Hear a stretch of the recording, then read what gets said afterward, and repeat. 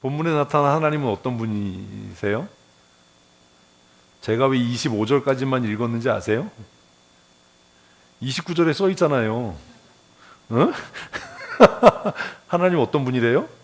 소멸하는 불이래요. 본문에 나타난 하나님은 소멸하는 불이다. 우리는 흔히 하나님은 사랑이시다라고 얘기하는데 히브리서 12장 히브리서의 결론 끝부분에서는 하나님은 소멸하는 불이다라고 이렇게 말씀합니다. 또 예수님은 어떤 분이래요? 대답을 하셔야 돼요. 언제와 예수님은 어떤 분이에요? 몇 절에서 그런 거예요? 뭐 이런 것들을 여러분 이야기를 하셔야 됩니다. 우리에게 주시는 교훈은 뭐죠? 권면인가요? 명령인가요? 경고인가요? 그건 이제 다 의견이 다르죠. 이럴 수 있어요. 근데 의견이 다른 게 문제가 아니고 꼭 의견을 통일시켜야 되는 게 아니라 각 사람이 나는 이걸 경고로 받아들였다, 권면으로 받아들였다, 혹은 책망으로 받아들였다. 자, 명령이면 어때야 되고요? 순종해야 되고요. 책망이면 어때야 되고요? 견뎌야 되고요. 오전에 얘기했잖아요. 왜 참아요? 징계받기 위해서 참는다니까. 왜요? 징계를 받는다는 건 하나님께서 우리를 아들로 받아들이시기 위함이고 하나님께서 우리를 인정하시기 위함이다. 그러니 징계가 없다는 건 포기했다는 거다. 버렸다는 거다. 근데 우리는 거꾸로 생각할 때가 있거든요. 그래서 이게 권면이라면 삶에 깊이 참고해야 될 일이고 명령이면 반드시 지켜야 될 일이고 징계라면 회개하고 돌이켜야 할 일이고 그래서 그런 부분들을 말씀을 묵상하면서 나는 이 부분에서 이걸 권면으로 받아들였다. 이 부분에서 나는 이것을 나에게 하시는 경고로 받아들였다. 혹은 또 책망으로 받아들였다. 또 위로도 있을 수 있잖아요. 본문에 위로가 있었나요? 없었나요? 뭐 다시 읽으려고 그러세요. 다 읽었는데. 본문에 어떤 위로가 있었죠? 오늘 오전에 말씀 나눈 데는 위로가 있었죠. 허다한 증인들이 있다. 너희만 그렇게 산 게 아니다. 그 허다한 증인들도 책망을 받을 때 그것을 인내함으로 견디어서 하나님의 아들이라고 하는 증거를 얻었다. 하나님께서 사랑하신다라고 하는 증거를 얻었다. 그러니까 책망받을 때 꾸중을 들을 때 노여워하지 마라. 책망과 꾸중을 받으면서 노여워한다는 건 내가 스스로 하나님의 은혜를 거부하는 행위다. 어떤 위로가 있었습니까? 이제 그런 것들을 우리 말씀 묵상을 하면서 하셔야 됩니다. 말씀드린 대로 조장님들은 누군가가 나서서 성경을 해석하거나 이렇게 하면 그걸 막으셔야 돼요. 그냥 깨달은 것만 말씀해 주세요. 본문에 나타난 하나님은 어떤 분이신지, 예수님은 어떤 분이신지, 우리에게 주는 위로와 권면과 경고와 명령은 무엇인지, 우리가 무엇을 실천해야 되는지 그렇게 잘 인도하셔야 됩니다. 사실 인도하다가 누가 막 이렇게 막 신나서 하면 그거 세우기가 난감하죠. 됐어요. 이러기가 참 힘든데 이제 그런 것도 좀 우리 조장님들은 잘 훈련하셔야 됩니다. 이제 저하고 함께 본문을 생각하시면서 살펴보도록 하겠습니다. 나중에 그 두 번째 시간이 있잖아요. 첫 번째 큐티 조별로 하죠. 그리고 나중에 하잖아요. 그때는 어떤 주제를 가지고 이렇게 생각해 보시는 것도 좋지만 본문이 길지 않으면 한 절씩 읽어가면서 그 부분에 대해서 공통된 해석을 해보는 그것도 좋은 방법입니다. 그런데 그렇게 하면 한 시간이 모자랍니다. 그런 부분들은 이제 조장님들이 탄력적으로 전체는 아니더라도 몇 절만이라도 그렇게 하시면 좋을 것 같아요. 난해한 부분들이 있잖아요.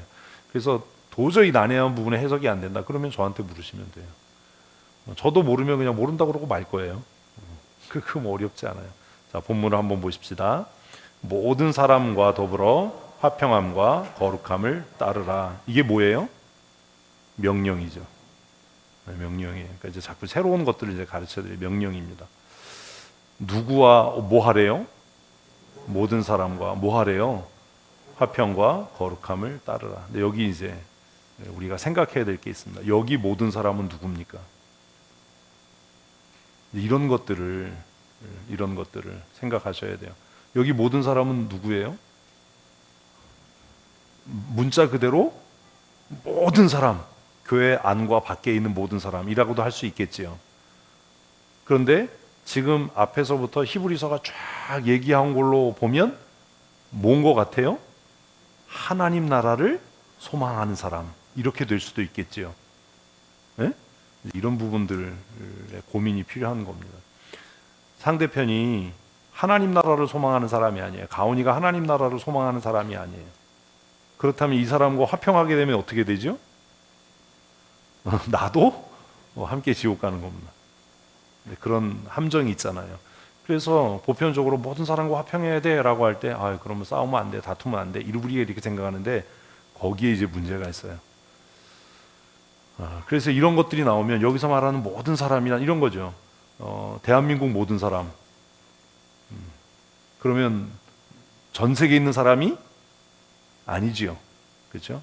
우리 모든 사람, 우리 모두 이렇게 얘기하면 어떻게 국한되는 거예요? 춘천 성도교회 등록된 성도. 히브리서가 지금 이야기하는 모든 사람이란 교회 밖에 있는 사람들을 포함하는 거냐, 교회 안에 있는 사람만 얘기하는 거냐, 두 가지 해석이 있을 수 있어요. 근데 둘 다 가능성을 가지고 이야기를 합니다.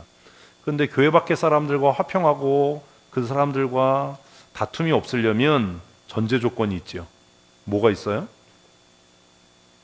그래서 그 뒤에 써놓은 거예요. 거룩함을 따르라. 거룩함을 따르라. 화평한데 그 화평이 무엇을 깨면, 거룩을 깨면 그 화평은 의미가 없어요. 이런 부분들을 이해를 하셔야 됩니다. 그래서 우리가 하나님 나라를 소망하는 사람이라면 14절에 처음 명령이 나오는 겁니다. 내가 하나님 나라를 소망하는 사람이라면 누군가 하나님 나라를 소망하는 사람과 뭐 해야 한다? 화평해야 한다. 그러나 그 화평은 무엇을 지키는, 거룩함을 지키는 화평이어야 한다. 그렇게 명령합니다. 첫 번째 명령이 나왔습니다. 같이 읽습니다.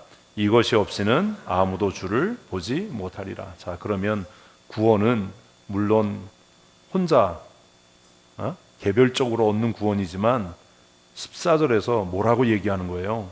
공동체성을 이야기해요. 예수 믿는 사람들과 화평하지 못하다면 천국 못 간다예요. 고민해야 되는 거예요. 이것이 없이는 누구라 하더라도 주를 못 본다. 히브리서가 굉장히 고민되는 표현들이 많아요. 그래서 예수 믿는 사람들, 구원 얻은 사람들과 화평을 해야 되고, 또 혹은 1번으로 모든 사람이라고 했으니까 나는 이걸 꼭 하나님 나라를 소망하는 사람이 아니라 내 주위에 있는 모든 사람이라고 생각한다라고 한다면 그들과 화평을 추구할 때 무엇을? 거룩함을 놓치지 말아야 한다. 거룩함을 따라야 한다. 그걸 애쓰셔야 됩니다. 우리 옆에 분에게 인사하십시다. 화목하십시다. 다시 한번요. 화평하십시다. 이런 것들이 나눠져야 되는 거예요. 굉장히 중요한 거거든요. 14절에 명령이 있다. 예수 믿는 사람들과 천국을 소망하는 사람들과 화평하라고 성경은 우리에게 이야기한다. 근데 화평하려면 전제돼야 되는 부분들이 있잖아요. 이제 이게 우리가 다 같이 모였을 때 토의해야 되는 거예요. 화평을 깨는 게 뭐죠? 정성택 집사님, 화평을 깨는 게 뭐죠? 네? 나만 생각하는 것. 뭐 여러 가지가 있을 수 있잖아요. 자기 주장이 너무 강한 것, 이기적인 마음, 이런 것들이 화평을 깨요. 그래서 그런 것들을 조심해야 돼요. 그리고 뭐라 카더라 이런 거 조심해야 돼요. 그 뭐라 카더라가 화평을 깨거든요. 그래서 이제 그런 부분도 우리가 고민해 봐야 될 부분입니다. 어쨌든 14절에서 오늘 본문의 첫 명령이 나옵니다. 천국 소망하는 자들과 뭐 해라? 화평을 해라. 그래야 반드시 하나님을 볼 수 있다. 그거 위해서 애써야 되겠죠. 수련회 기간 동안 우리 화목하십시다. 15절 읽습니다. 너희는 하나님의 은혜에 이르지 못하는 자가 없도록 하고 됐습니다. 이거 14절을 15절을 보면 하나님의 은혜에 누가 이르는 것처럼 보여져요? 내가 이르는 거죠. 내가 있어서. 그러면 이거는 우리가 이제까지 해온 성경 해석하고 안 맞지요. 그렇죠? 내가 힘쓰고 애써서 얻는 거라면 은혜예요, 아니에요? 아니에요. 그죠? 은혜가 아니에요. 그런데 뭐라고 얘기를 해요? 너희는 하나님의 은혜에 이르지 못하는 자가 없도록 해라 라고 이야기를 해요. 두 번째 명령이거든요. 하나님의 은혜에 이르지 못하는 자가 없도록 해라. 그래서 착각하면, 잘못 해석하면, 아, 내가 노력하고 힘써야 하나님의 은혜를 받을 수 있어, 이렇게 해석이 되잖아요. 근데 이건 잘못된 성경 해석입니다. 왜냐하면 성경 전체가, 만약에 이게 보상이고 상급이라면 그게 맞지만 단어가 뭘로 쓰여졌어요?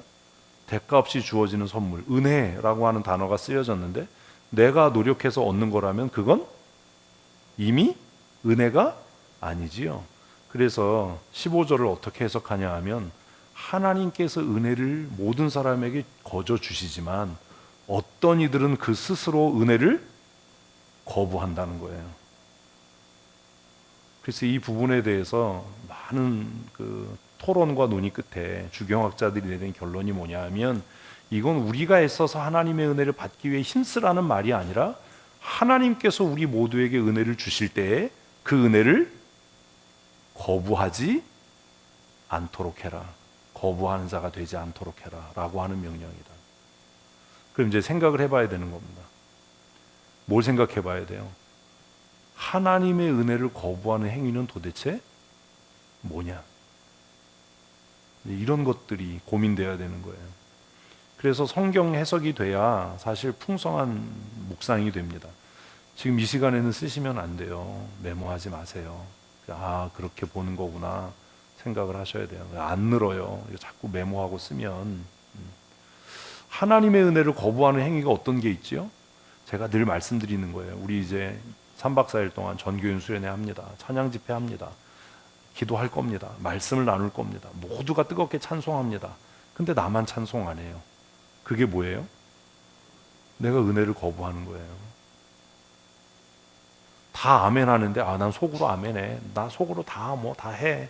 근데 스스로 입술로 고백하지 않아요. 그게 뭐예요? 하나님의 은혜에 이르지 못하는 자가 되는 거예요. 스스로 은혜를 거부하는 거예요. 그러지 말아야 된다. 그러지 말아야 된다. 수련회 하기 전에 아주 기가 막힌 본문이에요.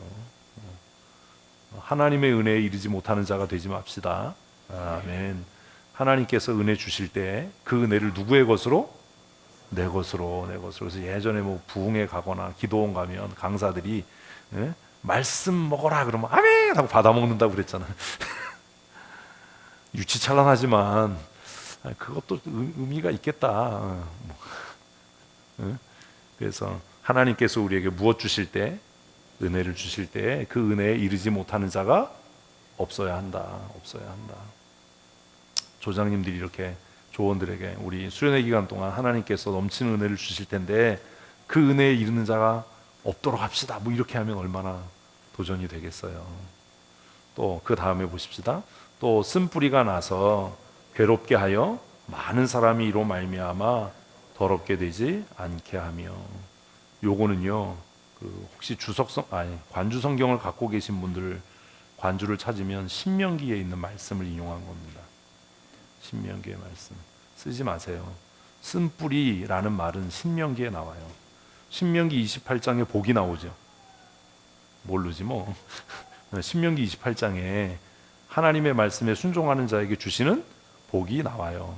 모든 민족이 뛰어나게 할 거야. 들어와도 복을 받고 나가도 복을 받고, 떡반죽 그릇과 우양의 새끼가 복을 받을 거야. 원수가 한 길로 치러 왔다가 내 앞에서 패하여 7길로 도망갈 거야. 이런 얘기가 나와요. 그리고 그 다음에 그거 한 3배 되는 저주가 쫙 나와요. 그 29장에 가서 그럼 왜 저주에 빠지느냐? 너희 가운데 쓴뿌리가 있기 때문이다. 그 말씀이 나와요. 그래서 히브리서 기자가 이걸 인용한 거예요. 신명기에 있는 말씀을, 신명기 29장에 있는 말씀을, 제가 몇 절인지는 못하는데 하여튼 신명기 29장에 있는 말씀을 인용을 한 거예요. 그래서 너희 가운데 쓴뿌리가 나서 너희를 괴롭게 하지 마라. 근데 인용해서 쓰면서 너희 중에 라는 말을 다 생략했어요. 왜 생략했어요? 14절에 이미 모든 사람과 화평하라라고 이야기했기 때문에 너희 중에를 생략한 걸로 보여요. 어쨌든 너희 중에라는 말을 다 생략하고 쓴뿌리가 나서 너희 스스로를 괴롭게 하지 마라. 그 쓴뿌리가 어떻게 됐대요? 많은 사람을 더럽혔다는 거야. 그러면 이제 이걸 가지고 이야기를 해야 돼요. 뭘? 우리를 더럽히는 쓴뿌리가 뭐냐? 이런 걸 이제 나누시는, 우리를 더럽히는 쓴뿌리가 뭐냐? 나를 더럽히는 쓴뿌리가 뭐냐?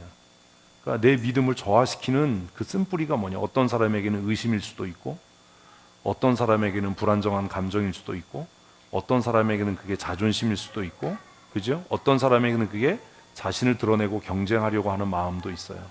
어떤 사람에게는 인정받고자 하는 그 마음이 쓴뿌리가 돼서 계속 그것이 나를 넘어지게 하고 나를 실족하게 할 수도 있어요. 이런 부분들에 대해서 우리 함께 이렇게 말씀을 나눌 때 우리를 넘어뜨리게 하는, 우리를 더럽게 하는 쓴뿌리가 뭐냐? 그럼 그걸 어떻게 처리할 거냐? 뭐 이런 얘기들이 있어야 되는 거지요. 여러분 한번 생각해 보세요. 내가 하나님의 은혜에 미치지 못하도록 하는 쓴뿌리가 뭐냐? 하나님이 은혜를 부어주실 때 내가 그 은혜를 내 것으로 만들지 못하게 하는 쓴뿌리가 나에게 뭐냐? 그걸 한번 생각해 보셔야 돼요. 그리고 이 문제를 하나님 앞에 정직하게 기도로 고하고 그리고 힘써야 돼요. 뭐 하도록? 쓴뿌리를 뽑아내야죠. 요즘에 쓴뿌리 그냥 약이라고 잘 먹잖아요. 토끼가 먹어야 되는 민들레를 사람이 먹어서 웃지도 않아. 16절 읽습니다. 음행하는 자와 혹 한 그릇 음식을 위하여 장자의 명분을 판 에서와 같이 망령된 자가 없도록 살피라. 사실 이게 쓴뿌리인 거예요. 쓴뿌리. 우리가 왜 하나님이 은혜 주시는데 그 은혜를 내 것으로 만들지 못해요? 이런 것들 때문이에요. 우상을 숭배하는 것, 하나님의 백성 장자라고 하는 명분보다 실리를 추구하고 따르는 것. 에서가 뭐라고 얘기했어요? 내가 지금 배고파 죽겠는데 그깟 장자의 명분이 무슨 소용이냐? 너나 가져라. 그리고 팥죽을 통째로 냄비채 갖다가 먹었겠죠. 저 야곱 미련한 놈. 지금 내가 죽게 됐는데 장자의 명분 그따위가 뭐가 필요하냐? 내 배고픔을 채우고 달래는 실리가 우선이지. 그리고 장자의 명분을 팔아 넘겼거든요. 그래서 지금 히브리서 기자는 우리가 하나님의 은혜에 이르지 못하게 하는 쓴뿌리가 이런 것이다. 이런 것이다. 이것이 우리가 은혜를 은혜되게 스스로 못하는 거다. 만약에 성경 역사는 만약이 없대지만 에서가 그 장자의 명분을 팔지 않았으면 어떻게 됐을까요? 야곱이 막 이렇게 붉은 것을 끓여서 사냥해서 배고파서 돌아오는 에서 앞에서 막 냄새를 풍기고 막 이렇게 유혹해서 야, 그거 한 그릇만 나한테 줘 그랬더니 에서가 야곱이 그럼 장자의 명분을 나에게 넘겨. 그러면 내가 이거 통째로 줄게. 그랬을 때 에서가 발로 걷어차면서 이 새끼 장자의 명분이 더 귀중하지 그깟 내가 한 끼 굶는다고 죽냐? 이랬다면 어떻게 됐을까요? 우리는 가끔 미련한 소리를 해요. 절대로 그렇게 안 됐을 거다. 왜냐하면 하나님께서 태중에서 야곱을 택하고 에서를 택하지 않으셨기 때문에 이렇게 운명론적으로 얘기하는데 그렇지 않아요. 에서가 만일 그 명분을 팔지 않았다면 에서는 에서대로 하나님의 장자답게 그 은혜를 누리며 살았을 거예요. 그래서 지금 15절의 그 이야기, 하나님의 은혜, 하나님께서 우리에게 은혜를 주실 때 그 은혜가 내 것이 되게 하지 못하게 하는 그 쓴뿌리를 제거해라. 근데 그 쓴뿌리가 뭐냐? 이게 전부다가 아니라 예를 든 거예요. 예를 든 것. 욕심, 우상을 숭배하는 것, 하나님께서 주신 하나님의 백성이라고 하는 명분보다 뭘 추구하는 것? 실리를 추구하는 그 어리석음이 결국 망하게 하지 않았냐. 그래서 17절에 그 설명하는 겁니다. 읽습니다. 너희가 아는 바와 같이 그가 그 후에 축복을 이어받으려고. 누가요? 에서가요. 에서가 야곱 왔다 간 다음에 와가지고 나머지 축복이라도 해달라고 막 울고 난리를 치잖아요. 그래서 아버지가 축복하는데 축복이에요? 저주예요? 저주지. 그게 무슨 축복이야. 너는 땅에서 흩어지고 풍요해서 멀어지고 이런 얘기를 막 한단 말이에요. 그러니까 이를 박박 깔면서 아버지 죽는 날 내가 동생 죽여버릴 거야 뭐 이러잖아요. 예, 창세기를 또 읽어본 일이 없어서 눈물을 흘리며 구하되 뭐가 됐다고요? 버림바가 됐다. 버림바가 됐다. 회개할 기회를 얻지 못했다. 아버지가 그러거든요. 너에게 줄 축복이 내게 남아있지 않다. 그게 경고인 거예요. 그래서 이제 경고가 나오죠. 경고가 뭐예요? 하나님께서 은혜를 주실 때에 그 은혜를 거부하지 마라. 그 은혜가 은혜되게 하지 못하는 것들을 제거해라 라고 하는 경고가 나옵니다. 18절 읽습니다. 너희는 만질 수 있고 불이 붙는 산과 침침함과 흑암과 폭풍과 나팔 소리와 말하는 소리가 있는 곳에 이른 것이 아니라. 이런 게 어렵죠. 근데 이거 하나도 안 어려워요. 구약 성경 알면. 이거 뭐예요? 시내산 광경이에요. 시내산 광경. 이스라엘 백성들이 애굽에서 나왔어요. 그래서 시내산 앞에 이르렀을 때 하나님께서 시내산에 임재합니다. 강림합니다. 근데 그때 이제 이런 광경이 나타난 거예요. 불타는 산, 요동치는 산, 그 막 천지를 가를 것 같은 하나님의 음성. 그러니까 백성들이 뭐래요? 아, 우리가 죽을까봐 두렵다.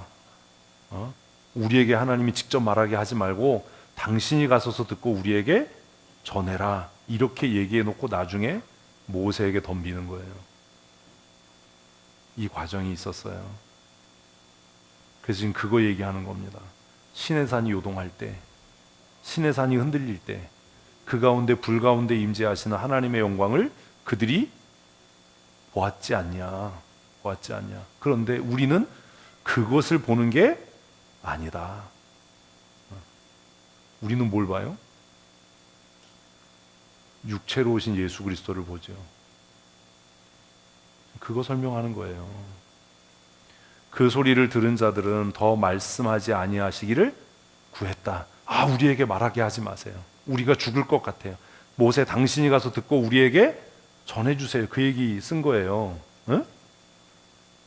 안 어렵잖아요. 구약 성경. 우리 뭐 구약을 뭐 한두 번 읽은 것도 아니고. 20절. 이는 짐승이라도 그 산에 들어가면 돌로 침을 당하리라 하신 명령을 그들이 견디지 못합니다. 그래서 모세에게 이야기하죠. 산 둘레에 철책을 쳐서 짐승도 올라오지 못하게 하라. 침범하고 올라오면 다 죽는다. 근데 그걸 이스라엘 백성들이 감당할 수가 없었어요. 그래서 모세 당신이 올라가서 하나님의 음성을 듣고 우리에게 전해라. 이렇게 얘기했는데 모세가 정작 하나님의 말씀을 듣고 와서 그 말씀을 전하려고 할 때 그들은 듣지 않았어요. 이게 이제 이 이야기예요. 그러니까 이건 구약에 있는 인용이죠. 21절.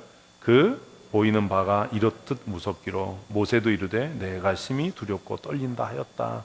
그래서 구약에 하나님께서 시내산에 강림할 때 이스라엘 백성 전체가 두려워 떨었고 짐승이라도 그 가까이 가면 죽임을 당했고, 그리고 백성들이 우리가 죽을까 봐 무서우니까 당신이 대신 가서 말씀을 듣고 우리에게 전해주세요 라고 해서 모세가 혼자 백성을 대신해서 시내산에 올랐지만 그 모세도 내가 두렵다, 내가 두렵고 떨린다 이랬었다. 그러니까 21절까지 다 구약의 인용이에요. 근데 이거 왜 인용했냐? 그 구약의 무섭고 두려운 사건에 비하면 예수 그리스도를 통해서 우리에게 주신 말씀은 엄청나게 더 귀한 것인데, 이 구약의 별것 아닌 이것을 어겨도 죽었는데 너희가 예수 그리스도를 통해 전달된 명령을 어기면 어떻게 살아남을 수 있겠냐? 그 경고예요. 22절. 그러나 너희가 이른 곳은 시온산과 살아계신 하나님의 도성인 하늘의 예루살렘과 천만 천사와 하늘에 기록된 장자들의 모임과 교회와 만민의 심판자이신 하나님과 및 온전하게 된 의인의 영들과 새 언약의 중보이신 예수와 및 아벨의 피보다 더 나은 것을 말하는 뿌린 피니라. 그래서 이건 다 지금 22, 23, 24는 앞에 나와 있는 시내산에 강림했던 그 하나님의 임재와 대조되는, 비교되는 것을 이야기해요. 그러니까 구약에 그렇게 두렵고 떨림으로 시내산에 임재했던 하나님의 영광은 지금 22절부터 이야기하는 이것의 그림자와 예표와 상징에 불과한데, 예? 그것을 보고도 그렇게 두려워했었는데 이제 그 두려움이 없는 거예요. 막 산이 떨리고 이럴 때는 두려워서 우리가 죽을까 봐, 하나님을 음성을 들으면 우리가 죽을 것 같으니까 모세 당신이 가서 우리 대신 하나님의 음성을 듣고 우리에게 전해주세요 이랬단 말이에요. 그런데 이제 우리는 그 두려운 광경이 아니라 하나님의 은혜로 세워진 시온산과 살아계신 하나님의 도성인 하늘의 예루살렘과 천만 천사와 교회와 심판, 뭐 이렇게, 그러니까 하나도 안 무서운 거야. 지금은 거꾸로 생각하는 거예요. 시내산에 하나님이 강림하셔서 산이 흔들리고, 우리 읽었잖아요, 다. 출애굽기, 민수기, 신명기 보면 산이 흔들리고 짐승이라도 가까이 오면 돌에 맞아 죽을 거야, 이래서 백성들이 두렵고 떨었는데, 그런데 그건 무엇에 불과하고 예표와 상징과 그림자에 불과한 거고, 이제 우리가 보게 되는 시온산과 살아계신 하나님의 도성인 교회와 그리고 성도들, 이것을 우리가 뭐 하지 않는다? 두려워하지 않는다. 그걸 가볍게 여긴다. 왜? 그 두려운 모습이 안 보이니까.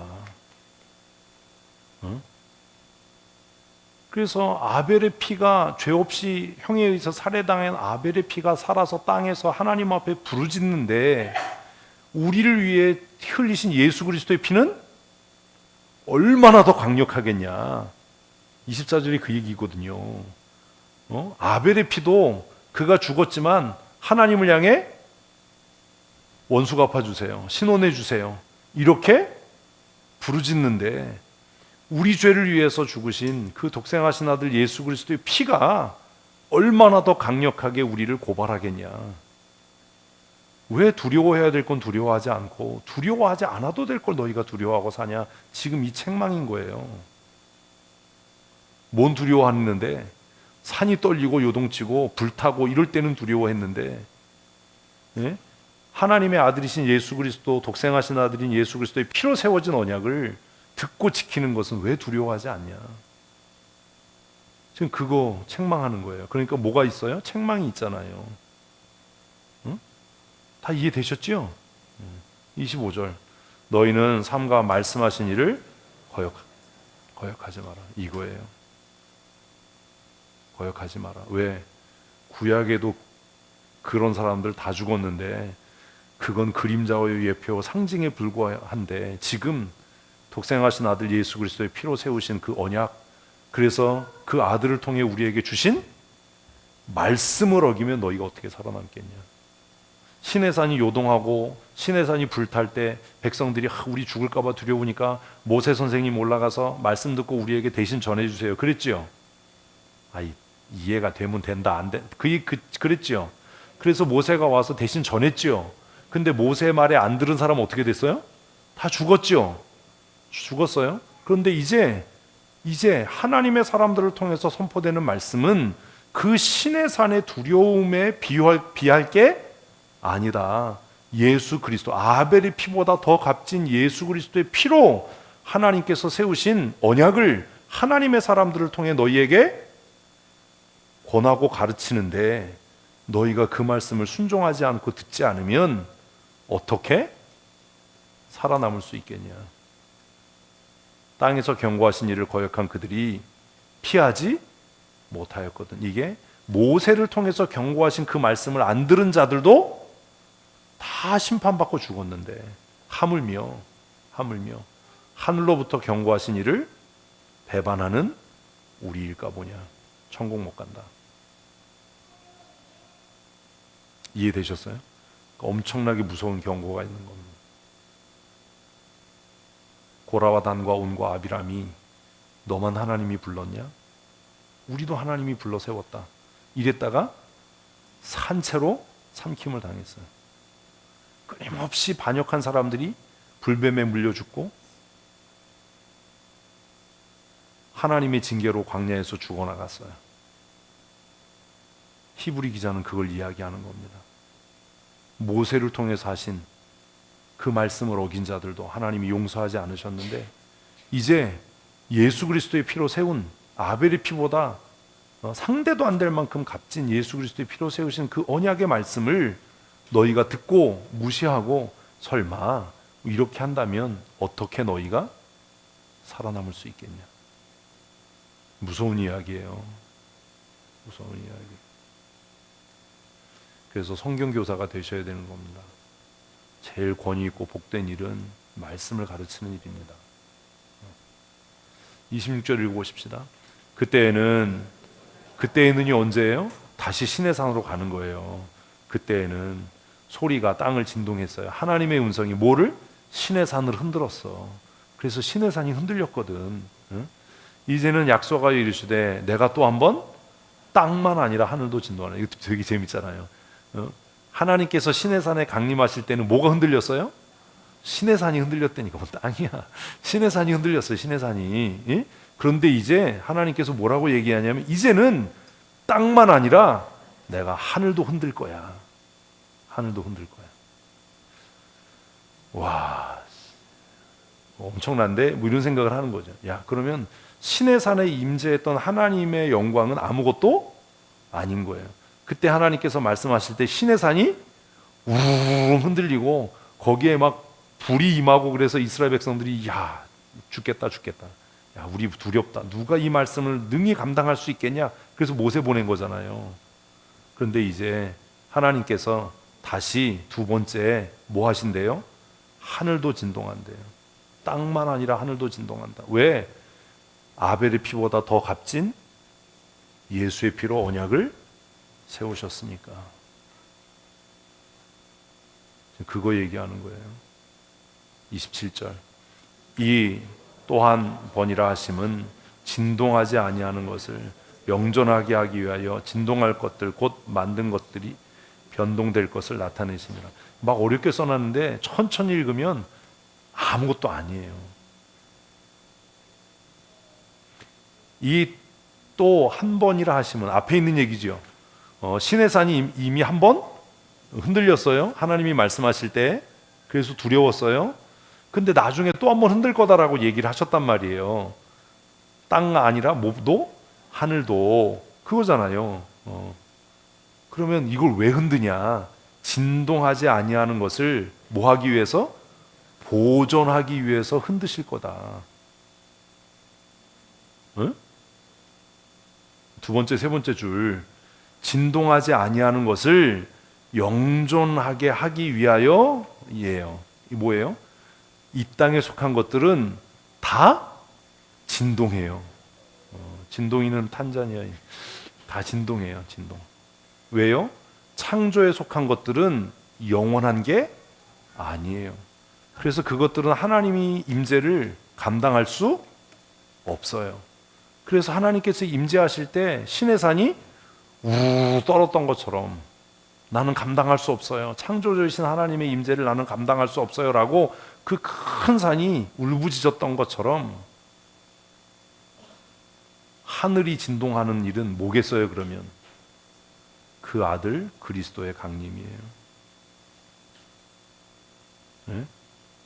하나님의 영광이 시내산에 임재할 때 그 시내산이 그 하나님의 영광을 감당하지 못해서 우하고 울었단 말이에요. 나는 감당할 수 없어요. 하나님의 영광을 나는 감당할 수 없어요. 응? 그랬다고요, 과거에. 그런데 이제 하나님께서 한 번 더 세상을 흔드실 거다. 왜? 세상은 영원한 게 아니라는 것을 깨닫게 하기 위해서. 우리는 세상이 영원할 것 같이 생각하고 살아요. 땅이 영원할 거야. 우주가 영원할 거야. 시간은 영원할 거야. 흔들리는 것은 뭐가 아니에요? 영원한 게 아니에요. 그래서 땅만 아니라 하늘도 하나님이 흔드실 거예요. 왜요? 영원한 것이 영원하게 되게 하기 위해서요. 영원한 것을 드러나게 하기 위해서요. 그래서 27절이 조금 어려운 것 같은데 천천히 국민학교 3학년 국어 실력으로 읽으면 그냥 바로 이해가 돼요. 창조에 속한 것들을 다시 흔드셔서 진동하지 아니하는 것. 진동하지 아니하는 게 뭐예요? 하나님 나라지. 여태까지 설명했는데 창조에 속하지 아니한 것. 하나님의 나라가 영존하다라고 하는 것을 드러나게 하기 위해서 피조에 속한 모든 것들을 흔드실 거다. 언제? 그리스도께서 강림하실 때. 여기서는 재림이라고 하면 안 돼요. 단어를 잘 써야 돼요. 왜냐하면 신의 산에 예수님이 초림한 게 아니니까요. 여태까지 신의 산 얘기했는데 신의 산에 하나님께서 강림하셨지요. 아이씨, 구약 성경, 그래서 그 산이 감동할 수 없어서 우르르 떨어대니까. 그래서 막 산이 불타는 것 같았다고 써 있잖아, 성경의 구약에. 그래서 이스라엘 백성들이 두려워서 못 가요 이랬잖아. 그런데 이제 예수님께서 친히 천사장의 호령과 나팔 소리를 따라서 뭐 하실 때? 강림하실 때. 거기는 성경에 강림이라고 써 있지 재림이라고 안 써 있다고. 그래서 우리가 찬송에 주 예수의 강림이 가까우니, 예? 단어를 그렇게 골라 쓰는 거예요. 그래서 예수님께서 영광 가운데 강림하실 때 땅만 아니라 모두 하늘도 흔들릴 거다. 하늘도 흔들릴 거다. 곧 만드신 것이 사라질 거다. 하나님이 창조하신 것은 영원하지 않다. 이것들은 다 변하는 거다라는 것을 나타내심이라. 그걸 나타내기 위해서 예수님께서 천사장의 호령과 나팔 소리를 따라 친히 강림하실 때 이 세상에 속한 모든 것들이 우르르 다 흔들리게 될 거다. 되게 어려운 얘기를 써놨어요. 근데 사실 읽어보면 어렵지도 않아요. 28절 같이 읽습니다. 그러므로 우리가 흔들리지 않는 나라를 받은 적. 이해되시죠? 이제 흔들리지 않는 나라가 뭐예요? 창조에 속하지 않은 나라. 창조에 속하지 않나. 영원한 하나님의 나라. 같이 읽습니다. 은혜를 받자. 아까 얘기했죠. 은혜를 뭐 하지 마라? 거부하지 마라. 하나님께서 은혜 주시려고 할 때 거부하지 마라. 그 은혜를 받아야 한다. 그래서 이것도 명령이에요. 뭐 해라? 은혜 받아라. 은혜 받아라. 은혜 받아라. 읽습니다. 이로 말미암아 경건함과 두려움으로 하나님을 기쁘시게 섬길지니. 은혜를 왜 받아야 돼요? 기쁨으로, 경건함으로 하나님을 섬기기 위해서예요. 이게 안 된다는 건 내가 은혜를 거부하고 있다는 거예요. 기쁨으로 춤을 추면서 왜 소리 높이 하나님을 찬송할 수 있냐? 왜요? 은혜 받은 사람이기 때문에. 은혜 받기 위해서가 아니라 은혜 받은 사람이기 때문에. 아멘. 아멘들을 하네. 은혜를 받자. 이로 말미암아 은혜를 받아서라는 거잖아요. 은혜를 받아서 경건함과 두려움으로 하나님을 기쁘시게 섬기자. 하나님을 기쁘게 섬기자. 뭘 받아서? 은혜를 받아서. 은혜를 받아서. 그러면 지금 12장 이 마지막 부분의 핵심이 뭐예요? 은혜를 거부하지 마라. 은혜를 받자라는 것 아닙니까? 그럼 나는 어떻게 은혜를 받고 누리는 삶을 살 것인가? 근데 29절이 이제 무섭죠. 29절 읽습니다. 하나님은 소멸하는 불이심이라. 질문. 하나님은 뭘 소멸해요?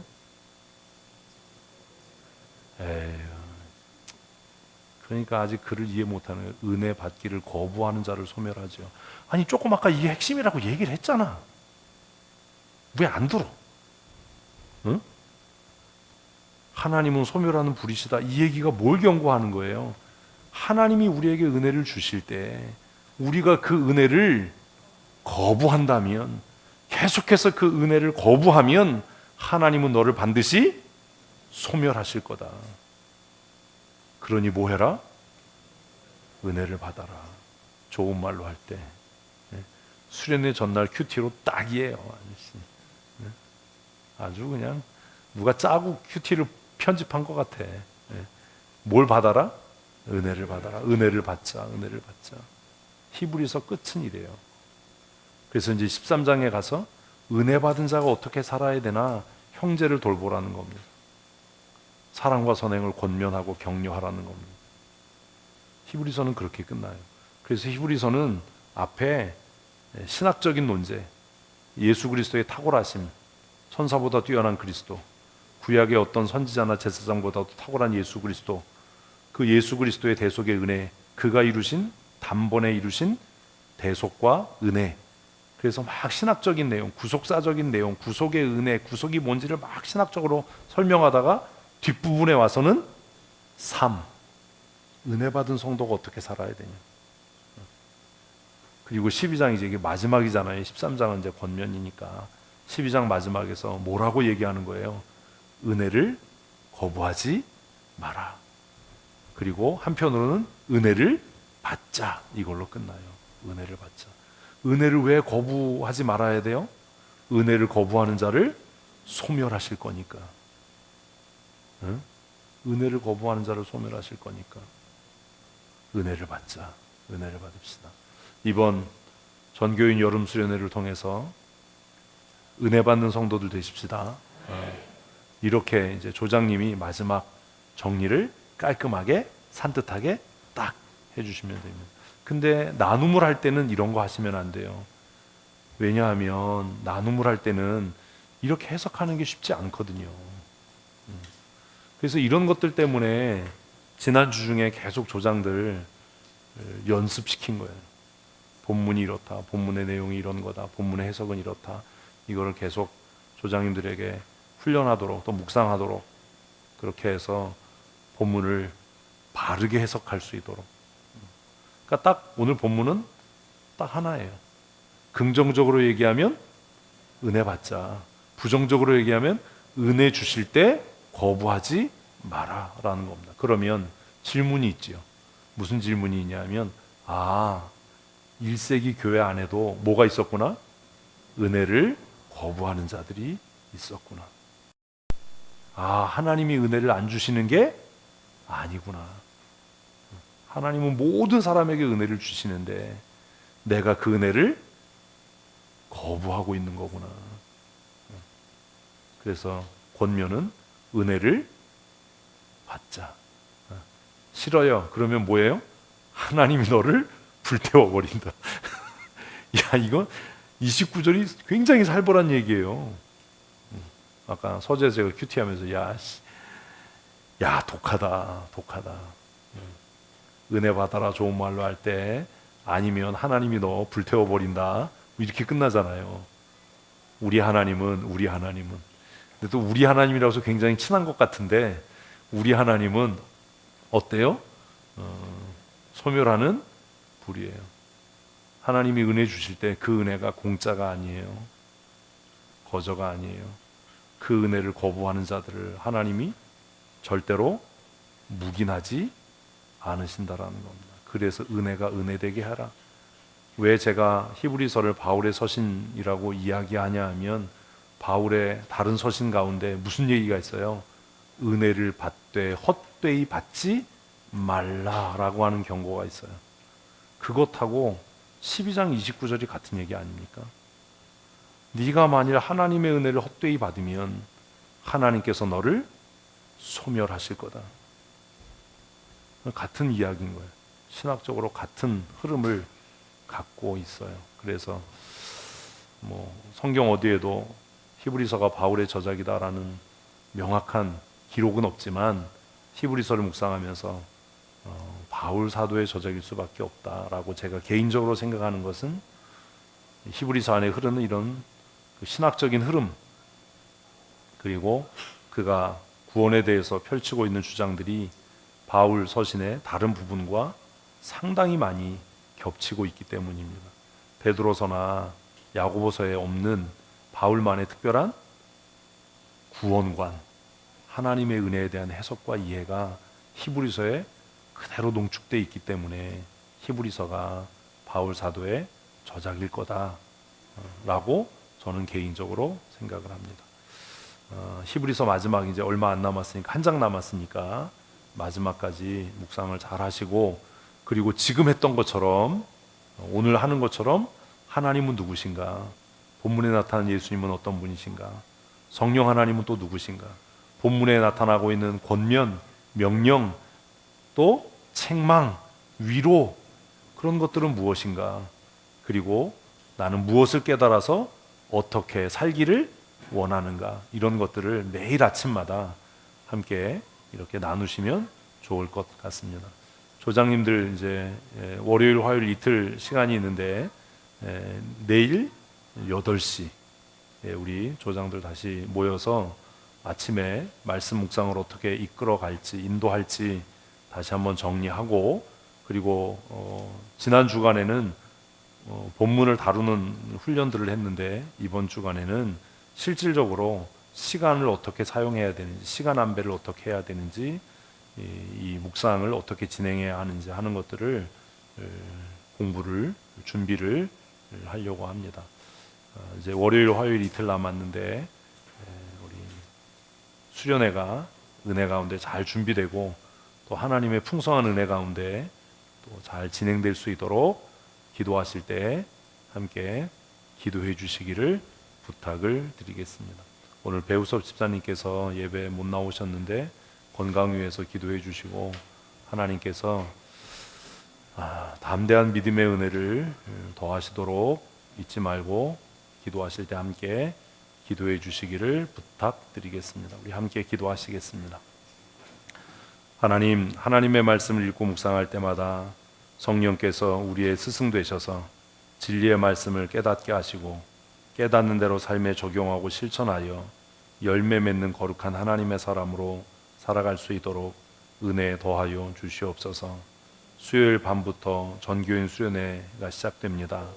끝나는 시간까지 우리 각 사람의 심령을 주장하셔서 하나님께서 은혜 주실 때에 그 은혜를 거부하거나 그 은혜를 헛되이 받는 어리석은 죄를 범하지 않도록 은총 더하여 주시고, 하나님께서 예비하신 풍성하신 은혜를 충만히 받아 우리의 삶 가운데 하나님이 주시는 은혜와 복을 누리며 살아갈 수 있도록 은총 더하여 주시옵소서.